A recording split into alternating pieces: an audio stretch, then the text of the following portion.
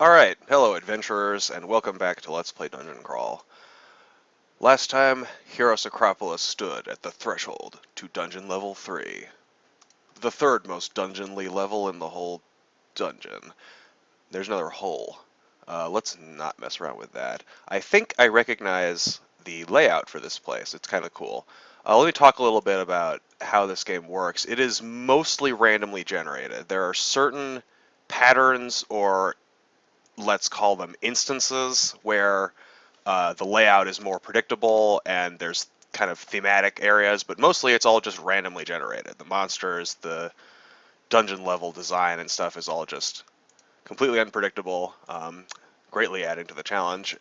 Oh good, another scroll of Identify. That will prove handy. So this type of floor is basically a bunch of rooms connected by little alleyways, and there's a lot of doors. Oh, we're hungry. Let's eat our rat flesh.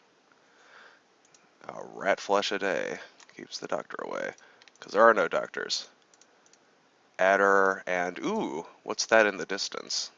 Let us be rid of this adder. It's poisoned us. We have to go out here and hit 5, rest a bit, and continue on our way. A blood-stained altar of Trog. An altar to Trog the Wrathful, crudely made by what seem to be the hands of giants and covered in bloodstains. Interesting. Let's hit P to pray before Trog. So Trog, ancient god of anger and violence, kill, sacrifice the dead, gain power in battle and occasional rewards.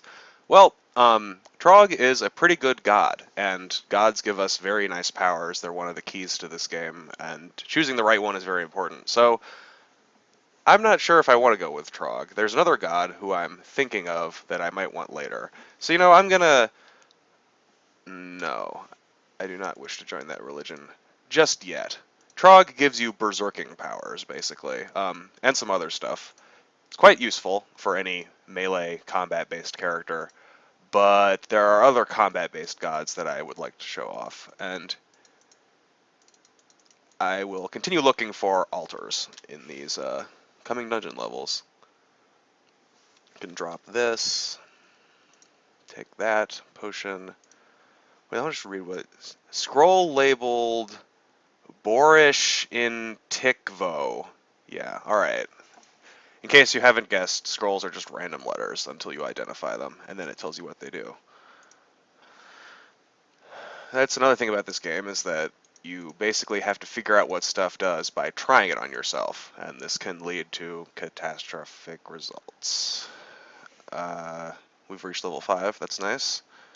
No stat benefits or anything, but I think we get more hit points and all.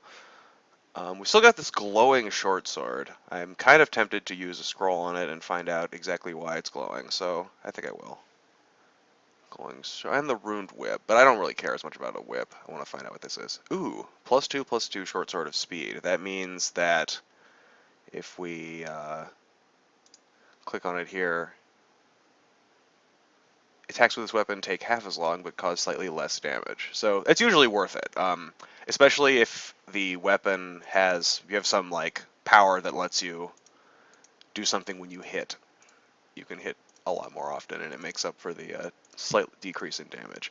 But I still think that sticking with this awesome axe is the way to go. Short blades are not what you want to specialize in if you're a fighter, I would say. You can get bigger and beefier weapons than mere short blades. So as good as that sword is, I think I'll just hold on to it for now. So as you can see, we're wandering around. There's lots of doors and things, and lots of hallways. It's nice because the monsters, if you get into trouble, you can use this to your advantage. Like right now, this cockroach is coming at me. If for whatever reason I didn't want to fight it, if I was afraid of it for some reason, I could just look at this door. Let's see. How do you do this? I think you shift-click on the door? No, there are corpses. The corpses seem to be preventing me from interacting with the door. Weird. Okay, whatever. Let's just kill this fucking cockroach. Yeah, it's dead. And we need to butcher... No, not pick up the rat corpse. I want to kill it and eat it. Alright. chop a rat corpse, but not a kobold corpse. Okay, we've got plenty of chunks, whatever. We should move on. Stuff, ring mail, don't need it. Not as good as what we're wearing. Kind of like compulsively collecting stones because you can fit, you know, hundreds of them in one inventory slot, and you might have a sling at some point and want to use it. Ooh, a quokka, a pesky marsupial that is a bit like a rat, but not quite. Okay, so let's say we wanted to not fight this guy. Many monsters can open doors, but some can't. This thing's just an animal. I think it can't open this door. So I can stand next to it and press C. Okay, hold on. Press C to close the door. Now the door's closed, and Quokka can't get to us. In fact, let's see if it... Yep, it's just waiting there by the door like an idiot. And now it's dead. Now it's a stain of blood on the ground. And we're hungry. Let's eat our... You want to eat the chunk that's closest to rotting, so I think that's this one. The game will constantly pop up over here saying more. You just have to press space. It's kind of annoying. It just gives you... It's giving you more information than the screen can display. Animal skin, we don't need that. It's just a crappy variety of armor that primitive classes would start off with. I'm just going to hit Auto Explore for now. There's an orc. The orc shouts. Shouting and sound is in this game. There's not a lot of like visual indication of what sound is doing, but sound will attract monsters, and it's attracted to a whole crapload of monsters. So, orc wizard, that's bad news. Well, this is probably going to be our first really difficult fight, so let's start running. That's definitely a key to this game is when in doubt, run. Ah, crud. Okay, you got to remember to do that. Door's closed. See, they opened it, but it may have bought me precious time. Let's close this door. And I guess make a stand here against this orc. Okay, good. We killed in one hit. Where's the orc wizard? I think he went invisible. No, there he is. Attack him. He is bad. He will hurt you. Wizards. Wizards are dangerous. Orc wizards are a very dangerous enemy. Orc priests, who we might meet at some point soon, are even worse news, and we'll see why. So more rat flesh. This flesh can go. Orcish dagger, orcish robe, orcish everything. If I were an orc, I would get a racial bonus to using these orcish weapons. There are also dwarven and elven weapons in this game that have minor benefits for dwarves and elves. Kill that hobgoblin. This axe is pretty great, it seems. I would be having more trouble with a non-magical axe. Let's check on our skills. Axes are at 1.9. We started with long blades at 2.5 because we were using a falchion for most of our early game, but axes will get up there, and axes are a pretty viable like weapon throughout the game, as are long blades, but deciding on swords versus axes or whatever early on, it's kind of just a matter of like what gear you get, at least in my opinion. We got this sweet axe, we might as well start using it and then hope to find more sweet axes in the future and not worry about other weapons. Taking out goblins. Scale mail, we are wearing splint mail, so yeah. Yep, don't need that. A fountain of sparkling water. Expect magic effects as long as it's still magic. Well, interesting. I would like to try that out. First, let's kill the kobold. More stuff, or Quokka. Quokka hasn't seen me. I'll back off, wait for the... Oh! That was handy. The orc stepped into the teleport trap, and I did not. Quokka, I can just kill. Yep, kill in one hit, and they are edible, so you are food. Let's try this fountain.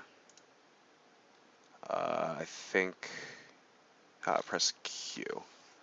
Drink from the sparkling fountain. Yes. I feel much better. Okay. And now it's not magic anymore. Well, I don't know what that did. I guess maybe healed hit points, but I was at full or something. Yeah, well, at least it didn't kill us or do some other horrible thing. Orc over there. Okay, it's on its way, and it's dead. More orcish gear. And that's kind of just how this dungeon level is. Little rooms full of encounters separated by doors. Hungry, gonna eat the quokka flesh, throw that out. Closed door, open door, bats. Hates bats. See, look how far he went in one turn after I clicked him once. Hobgoblin, easy prey at this point. Cockroach, same. That orc pack was definitely a threat. Done exploring. Alright, so that's the dungeon level. It's kind of interesting design. I don't want to go, let's see, if I go there, that's a, you can see on the screen when you're using the auto map over here to move to a place, it'll show up on your screen as that.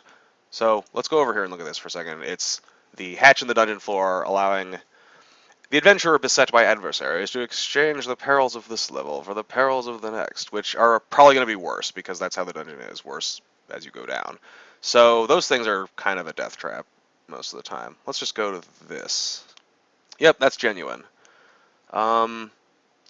This one's in kind of the middle of the map, whereas this one's over here to the side. And there's one more over there. Oh, hey, it's teleport victim. Well, now he's dead. Yeah, I think I want to go in this one. On the logic that if there's the dungeon level below us might, if I go to either of these two exits, here and here, I might be smack dab in the middle of it, whereas if I go in this one, I'll be at some corner of it, which is a little bit, safer to explore. And we've lost a hit point, and we're done. All right, that was this dungeon level. Next time, the next dungeon level.